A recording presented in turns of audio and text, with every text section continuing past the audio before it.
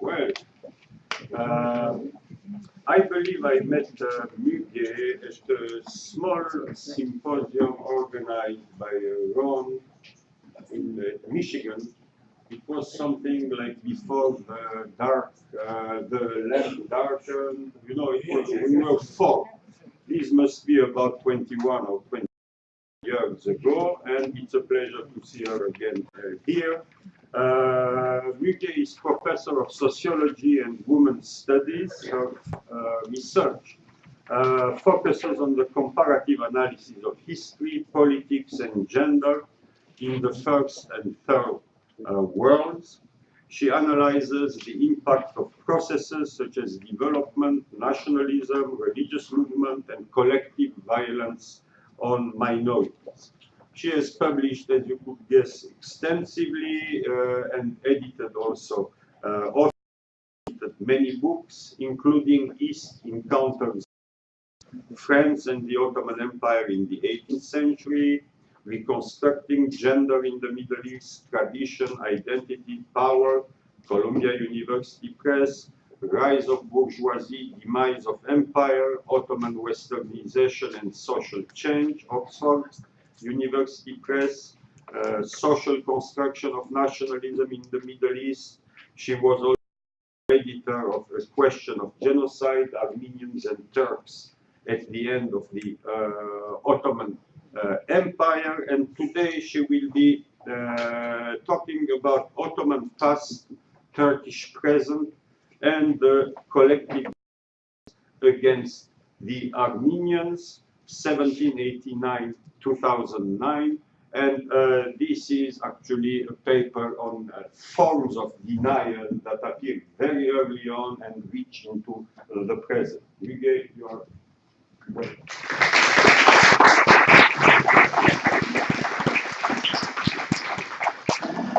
Thank you so much, Stefan, for that introduction, and thank you. I hadn't realized it has been 20 years, hasn't it? It's been a very long time. Is this working? Thank you very much, and also thank you for your support from the beginning. I just realized that when I came here to Berkeley quite a number of times over the years, and I think every time I feel more at home, and I realize also with each visit how much more the whole discussion on the Armenian genocide has become mainstream, and you know, I think, and which is very heartening. Especially significant in that context are scholars from Turkey as well as students from Turkey who are working on these issues. To talk to you today, the denial of violence that Stefan kindly talked about is actually a book that just came out in 2015 out of Oxford University Press. It's a book that took me 12 years to write.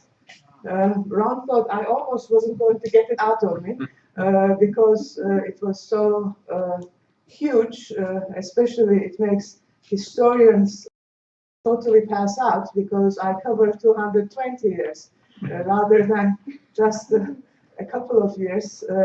And what I want to share with you today is what the book is about. My concern coming into of what happened was very different as an ethnic Turk, especially. I was interested not so much on what had happened because it was evident from the literature that I eventually reviewed that what had happened was indeed a genocide. But I wasn't understanding why the Turkish state and society did not actually acknowledge what happened. That was the sort of starting point of my work. Initially, I didn't use the word genocide, not because what happened was not a genocide, but I knew, having been brought up in Turkey and educated there, that Turkish society pretty much knows nothing about what happened to the Armenians because of the system. I had no idea what had happened until I came to Princeton, and they said, there's this guy from the Middle East, do you want to say hi? And I said, of course. And he looked at me with this hatred and said, why did you kill my grandparents? I don't think I did. Then I said, why is it that he has so much hatred towards me? What is it that I'm missing here? The only, interestingly enough, reference Turks have had to what happened to is rather what the Armenians did to them, because their only reference is a negative one about the 1974-85 Asala and Justice Commandos of the Armenians assassination of 38 Turkish diplomats. So the only reference we have in Turkey is sort of what was written in the newspapers as to, nobody knew what was happening and why were the Armenians so angry, and we couldn't get basically a positive response to that, and that was my only reference. So I thought, after I found out about what had happened, that rather than actually saying, genocide straight out, I would wait and at least wait a couple of years until the Turkish society had a opportunity to find out about what happened in the past, because once they did, I was certain that they would also say it was acknowledge and say it was a genocide, just like others. And that was the starting point, but it ended very violently in 2007, when my colleague, friend, who had also participated in our workshops, Hrant Dink, was assassinated in Turkey. That to me was a continuation of the same violence that I was trying to come to terms with, and I realized at that point that violence and acknowledging, therefore, the historicity of that violence was more important than waiting for the education of the Turks in Turkey to take place. And that is when I started saying publicly that it was indeed a genocide. But still, that did not explain to me why was it that the Turkish Republic still denied the genocide. And that's why when I started actually looking into the history, I didn't want to start with 1915-17 or 1915-22, however you term it, because that period was not the first instance of violence against the Armenians. There was an earlier one, 1894 to 96 massacres, that I also wanted to take into account. But that brought with it the whole issue of how far back did I go? When did this violence against the Armenians start? And that is how I ended up in 1789, not because it is the year of the French Revolution, but at the same time, Sultan Selim III came to the throne in an empire, and with him, systematic modernization of the empire started. To me, that was a starting point, because modernity, in and of itself, as Bauman, Arendt, and others have argued, really polarizes people, especially with the transition from communal rights over communities like the Armenians to individual rights. Because once you have individual rights, you no longer are protected in the same way as a community. And it is entirely up to the state, pretty much, to guarantee you that protection. And once the state withdraws that protection, you are much more prone to violence and destruction, as you would be. You would not be were you a part of the community. Because of that, I looked back and realized that there was polarization indeed that started setting up in what I call, the imperial period that goes from 1789 to 1908. And then, of course, what was important was to see how then this polarization led to violence. And a lot of societies have polarized, and they stay polarized for a long time, and we don't have a lot of violence. Usually, it's interesting that in human history, there are much longer periods of peace than violence. But nevertheless, there is an escalation of the degree of violence, especially, in frequency, with the modern period. And that is why, I wanted to see what makes that shift. And there, the affective disposition that Ron talks about, or the emotional elements, or the public emotions that I talk about, are very important. for that polarization to trigger violence. But then I was faced with the issue of, well, when did I stop? I mean, you know, obviously 1789 was a good starting point. I have been born and raised in Turkey, in Istanbul, and I knew from my own personal experiences that the prejudice and discrimination against minorities in Turkey have continued up to the present. So as a consequence, even though, of course, the genocidal period is very important in terms of the dramatic, you know, reduction and destruction, reduction in numbers and the destruction it brought, but it has then continued to this day. Well, there was a limit to my sweet time cover, and I had to stop somewhere to write the book. So that's why I chose 2009, because it went very nicely with 1789. It covered like 220 years. So that is the time span, which is very different, and I think that's why it's very broad. That's why Stefan included me in the introductory panel. But what is important there is that I identify 4 periods in Ottoman and Turkish history, and I will try to explain or share with you what I think are significant in terms of the denial in each and every one. What is very interesting is that I basically first started by identifying incidents of collective violence against the Armenians.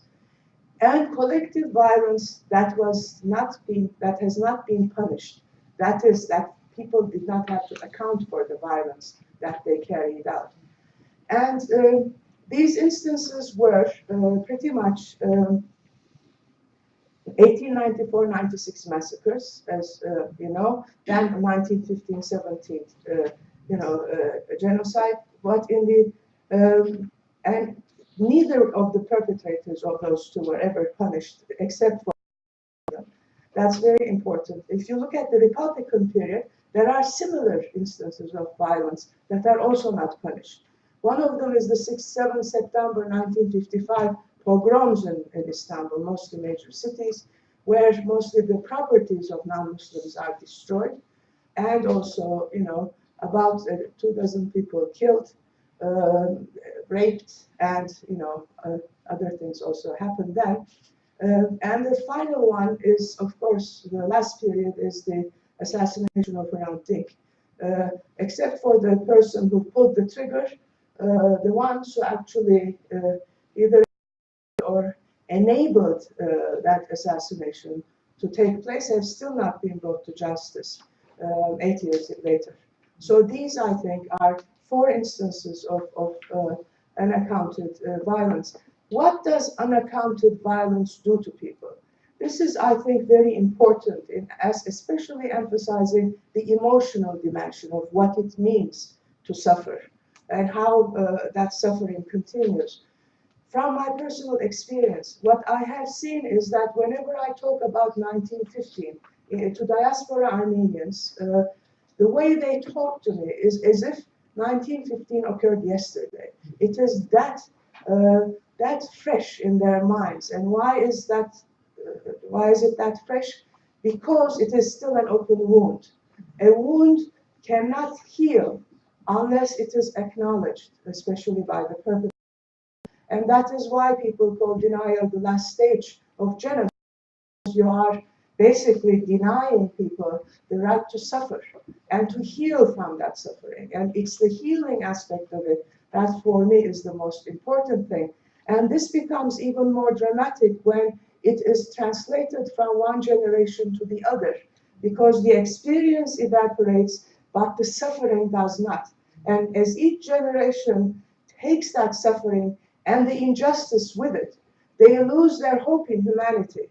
And that is because they have distrust of humanity in general, because obviously justice has not worked for them. That is the most significant damage that the denial has done, that I have experienced. And for that, I always say, as an ethnic Turk and a scholar, I apologize. I apologize for all the suffering and all that you have gone through. I respect what you have been through, and I don't what I would have done had I been in a similar situation. And I very much admire you for being able to put up with so much pain and suffering. And hopefully you won't have to do it for longer. But I also want to emphasize here that the same denial in Turkey, they say, well, it's the Armenians that want acceptance and acknowledgement. No, the same denial has cost a lot to Turkey. That is what I'm interested in. Because the perpetrators also lose their trust in humanity, interestingly enough.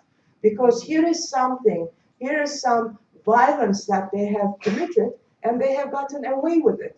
So for them, they don't trust in humanity either. They think sheer violence is enough for them. I mean, that one is adequately, if one is violent enough, they would always have their way. They do not have to acknowledge or respect others. As a consequence of this, I think Turkey has lost its moral compass. And as a consequence, what bothers me as a Turk especially is that they have lost their ability to democratize because they tolerate difference and respect difference. That is why I think it is just as important for the Turks to acknowledge what happened in their past as it is for the Armenians. I'm not trying to relativize here, but I'm trying to demonstrate to you that the Turkey has paid a huge cost for it as well. And that is, I think, extremely important. So what I have done in the book is from the beginning, I looked at these 4 instances of violence in 4 different periods. And in each one, usually you would expect that if there is some violence, people acknowledge it, right? So why is it that they did not? I mean, that was for me the most important part. And I bring in, of course, here not only the denial of the Turkish state, because states have no hearts, and they basically decide on things according to their own interests. What is interesting for me is society. Why did society, Ottoman society, Turkish society, go along with what happened? For that reason, I decided to look at memoirs, because I figured memoirs, unlike government state documents, are able to capture that range of emotions as well as facts, as the sort of meaning production. And what is fascinating is, of course, memoirs can be very idiosyncratic. So how could I sort of get the patterns? I decided in a moment of madness that I would actually read all the memoirs that were published in Turkey, in Turkish, after the 1928 script reform. I ended up reading probably about 700 memoirs, out of which I made a list and took on those that mentioned violence and mentioned minorities, or a combination of the two. I ended up with about 350 texts and 1,000 pages single-spaced of notes. It was fascinating because most of the memoirs, interestingly enough, belong to Turkish officials and officers, about 85% of them. And among them, there are about 6, 7 who are actually perpetrators themselves. What is fascinating is that, of course, the perpetrators rarely state very bluntly and boldly what they have done. There is a lot of self-censorship. But if you put so many of them together, like pieces of a puzzle, you can figure out what happened. And what is very interesting in that context is there are particularly sort of 4 instances that in each case lead to the denial of sort of 4 aspects of the issue. 4 minutes. I have a minute each for each one. So here we go.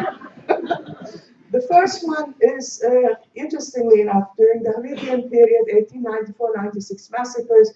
It's the Ottoman bank takeover in 1896 is very important. It's the first time in the memoirs that you start, especially the Turks, becoming aware that there is an Armenian problem because it happens at the capital. What happens is that after, the Armenian revolutionaries involved are then, basically allowed by Abdülhamid II, the Sultan, to be taken by the French manager's yacht to France. And so they're accompanied out of the bank together with the French ambassador and the Russian ambassador and all the others. And what happens is that Sultan Abdülhamid of opportunity to say, see, there is no Armenia. This was totally operated by the Western powers, the great powers, and Armenians are the puppets, so to speak, of the great powers. And what you then see is the first denial, which is the denial of the origins of the issue, even though the Armenian issue is caused by all the injustices in the empire, the failure of the 1839, 56, and 76 reforms. What is a domestic issue is then projected as an international one, basically provoked by others. So this is the first denial, is the denial of the origins of the issue. The second one, during the Young Turk era, of course, that's very significant in that context, are the Balkan Wars that preceded, because in the Balkan Wars, of course, the Ottoman army suffers terribly, totally unexpected defeat, and then the great powers say, they're so certain that the Ottomans are going to win, they say, whatever the borders were before the war will stay after the war. Balkan powers actually win, and thousands, hundreds have to escape with the shirt on their backs. They say wherever the cross enters, the crescent cannot come back. And therefore they recognize the new borders, which of course the Ottomans see as this incredible betrayal, and as a consequence have this vengeance. And who is the vengeance towards? Not of course the great powers, but to the Christians among themselves. And I think this is very important as well. The second one, therefore, is the denial of the act. Even though Union and Progress people deport or transfer the Armenians with the intent to annihilate and kill them, they say that this is just a population transfer. So that is the second denial. Is the denial that happens in actually once we transfer over to the Turkish Republic, and this I call the denial of the perpetrators escaping with impunity. And that is very important, which is finally, I answered my question in the process. Why is it that the Turkish Republic does not accept what happened? For a very simple reason.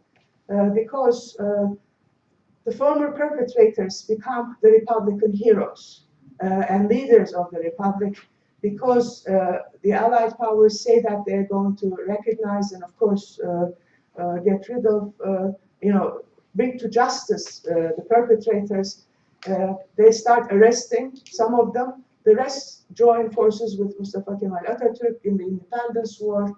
They become heroes of the new republic. They whitewash their past. And we are not talking about significant people. We are talking about the second and third presidents of the Turkish Republic. İsmet İnönü and Celal Bayar are both implicated. They are both members of the special organization, the Teşkilat-ı Mahsusa. And therefore, it requires, because it's a foundation of violence, as Ron said, it requires a rewriting of Turkish history, which is, of course, difficult to do. The second aspect of it is that the Turkish nationalist discourse is based on this idea that we are there, we founded this republic with the blood, sweat, and tears of the Turks. We did not. We actually founded it on the blood, sweat, and tears of Armenians and other minorities. That is also going to be a very difficult, as others have demonstrated. Much of the wealth of those who are in positions of power in Turkey today are based on Armenian and other properties, wealth, and goods. So that is the other reason. So what you have there is the denial of the perpetrators. And what is significant in that, discuss it in detail, is the Istanbul tribunals, because there are, 1 minute, there are, because there are miscarriages of justice during those tribunals, especially of the Urfa Mutasarrif, tried for the same crime 3 times, hanged. Journalists use this not only as a way to totally delegitimate the Istanbul tribunals, but then they'd say there was no Armenian question. I mean, so that is sort of very important understanding how this transition occurs. And the last one, in 1 minute, is what happens from 74 to the present. In this context, the denial that occurs is the denial of responsibility and the emergence of the Turkish official historiography, or the rhetoric, so to speak, the propaganda discourse. And what is very important in that context, and I'll end with that, is the 74 to 85 Asala and JCOAG assassinations of Turkish diplomats. Especially the first assassination in Yanıkyan, who kills the Consul General of LA and his deputy. The US public prosecutor writes to the foreign ministry and says, please send us your view on what has happened in the past. They look around the foreign ministry, they only find out a 4-page brochure in English. That's the only thing they have on the Armenian issue. So then Kamran Gürün in his memoir says, we called all the scholars to Ankara in Turkey, and we told them, go into the archives and prove how Armenians who are violent today were also violent in the past. These uppity scholars, he says, none of them listened to us. Not only did they refuse to do what we told them to do, they also tried to educate us in what we should be doing instead. So then the scholars are sent back in disgrace, and Gürün recruits basically retired diplomats to go into the archives and do the same thing for them. So what they do is they use cherry pick basically. They use it extremely selectively, and they come up obviously with so many instances of violence of one sort or another that you have this rhetoric of mutual massacre turn into a whole thing. And that is the last stage with which I finish. And I think that is the responsibility of the issue is then denied. So those are the 4 stages. Hopefully, though, with the internet, with the younger generation, with the publication of a lot of things, as I said, a whole generation of Turkish scholars, it is going to change, although change is glacial, but definitely it's in the right direction. As we say in Turkish, güneş balçıkla sıvanmaz. You cannot muddy up and cover up the sun with mud, show through, and as well truth. And I'll end there. Thank you.